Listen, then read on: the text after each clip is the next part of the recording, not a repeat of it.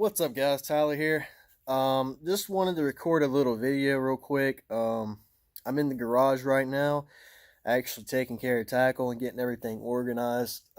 Since we just moved here in January, and I never spent a lot of time in here, kind of organizing, cleaning things since we moved here. So the last couple weeks I've been out here, just really trying to clean things up and organize things. Since it was really messy in here, considering the inside of our old garage used to look like Bass Pro Shops.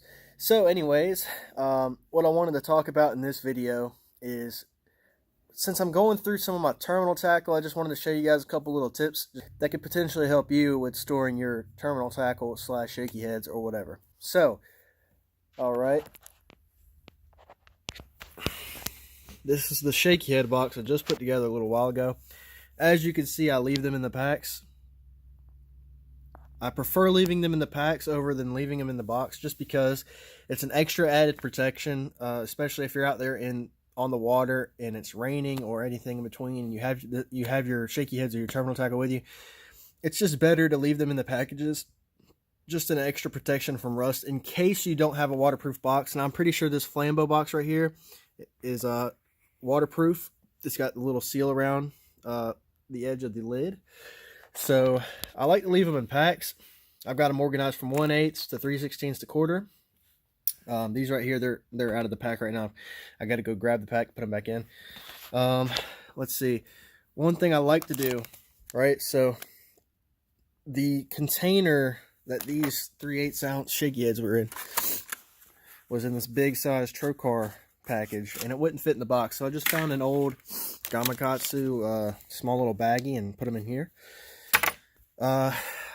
One thing I also like to do, I have a bunch of wobble heads and stuff. As you can see, I got them in this small little container, and what this container used to be actually was a 1/4 ounce shaky head container, and it was perfect for just storing a bunch of these Strike King wobble heads in there, and it fits perfectly in the tackle box like so.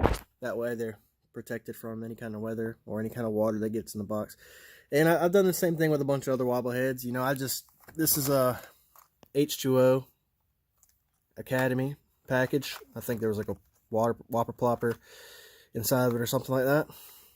Perfect for storing miscellaneous baits. This is a miscellaneous amount of shaky heads that don't really have enough of their own to store in their own spot.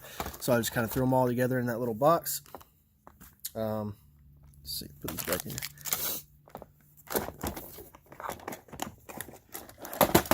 I'm in the process of doing terminal tack right now. I just started, but as you can see, these Trocar flipping hooks, they come with this little clip to help keep your hooks on a line. So one thing you can do is take a paper clip,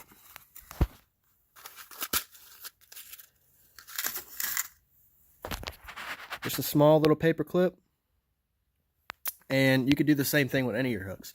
And that's how I like to store my terminal tackle. I'll take these small paper clips, and if I have like 5 or 6, like number 4, number 5 hooks, whatever, just put them on this paper clip. You can just lay them out in here, and they don't get completely tangled up. And it's easy to just grab, peel one off, put it back in. When you're done with the hook, you take it off, and you can put it back on the paper clip. Super easy, right? One other thing, actually, since I'm right here. So now, as you guys know, or don't know, Flambeau boxes come with these little blue rust-proof inserts, right? Well, some boxes, these inserts don't fit. For example, this box, the inserts would not fit. Or a Plano box, any other Plano box would not fit those blue inserts. So, since they don't fit, what you could do, and what I like to do, is take these blue inserts, preferably smaller ones that'll fit into certain boxes, bigger ones fit in other boxes, just lay them in here. Literally just lay them in there on top of your hooks or whatever, and it will help protect rust from building up on your hooks and weights and stuff if water gets in there.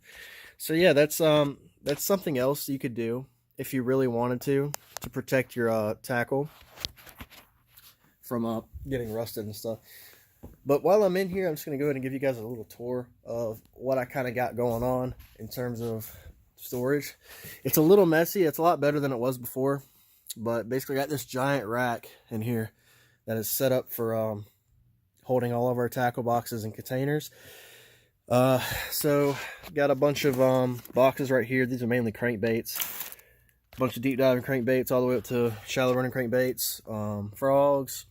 Pretty much all the tackle boxes are going to be laid out on this main shelf. I also got two little, what are they called? Sterilite. These two small Sterilite containers. They are honestly perfect for storing a line. Just pull it open, close it, pull it open, close it. Perfect for transporting, putting it in the boat if you wanted to, or leaving it right here. Easy access for your line. These are just a bunch of miscellaneous tackle boxes with stuff in it. These are a bunch of crankbaits and stuff that need new hooks. And it's really messy over here, guys. Really messy. Bunch of soft plastics everywhere. But that will be gotten to soon. Tray of missile baits, D-bombs, and destroyers. But what I like to do is I take these containers and I'll just go buy a bunch of big baggies from dollar stores. And I will store all the soft plastics in those big baggies and store them in these containers. And these containers easily fit on a shelf. I'm going to put them on this bottom shelf and on the ground right there below it.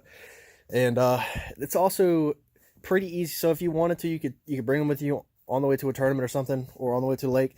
Throw them in the back of your truck. Get there. You can grab baggies out if you want, put them in a boat, or you could actually fit the whole container in your boat, depending on the size boat you got. My boat is a little too small.